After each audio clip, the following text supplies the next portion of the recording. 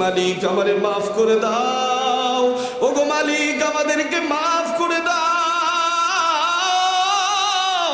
ও মালিক, কোন নাফরমান আল্লাহর বান্দা যখন মালিক রে ডাক দিয়ে বলে মালিক আমারে মাফ করে দাও, ওগো রব আমাদেরকে মাফ করে দাও, আসমানের দরিয়ার ভিতরে দোষ লেগে যায়, উতাল পাতাল সৃষ্টি হয়ে যায়, আল্লাহ তাবারক ওয়া তাআলার রহমত নাজিল হইতে থাকে।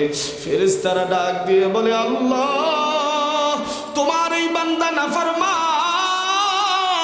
সারাটি জীবন কাটা দিয়েছে নাফরমানি করতে করতে, আজকে হয়তো তোমাকে ডেকেছে আল্লাহ, তাই তো দেখি তোমার রহমত তোমার বান্দাদের উপরে নাজিল হইতেছে। আল্লাহ ওগো মালিক, সারাটি জীবন কাটা দিল নাফরমানির ভেতরে, হঠাৎ করে একদিন তোমারে ডেকেছে, তোমার রহমত তার উপরে নাজিল হইতেছে।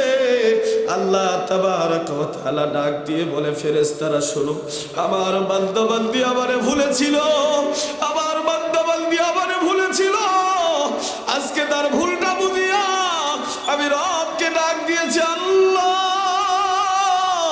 তোমরা বলো আমার বান্দা যেহেতু আমি রবকে ডেকেছি আল্লাহ বলিয়া, আমার বান্দা আমি রবকে আল্লাহ বলে ডাক দিয়েছে, আমি রব আর থাকতে পারবো না, থাকতে পারবো না, কারণ বড় ভালোবেসে বড় মোহাব্বত করিয়া আমি মানুষের দুনিয়ার ভেতরে পাঠিয়ে দিয়েছি।